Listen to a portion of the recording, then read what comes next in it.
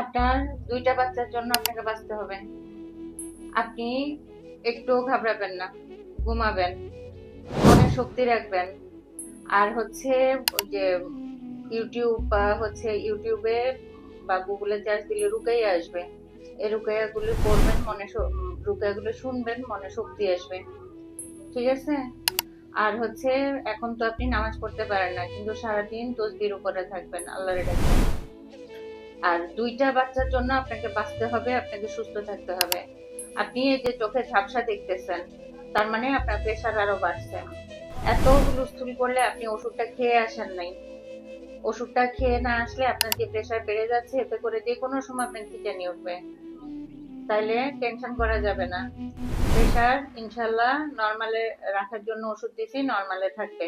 কিন্তু আপনি মানসিকভাবে এত দুর্বল হইলে আপনার নিজের ক্ষতি হবে, আপনার দুইটা বাচ্চা মা হারাবে।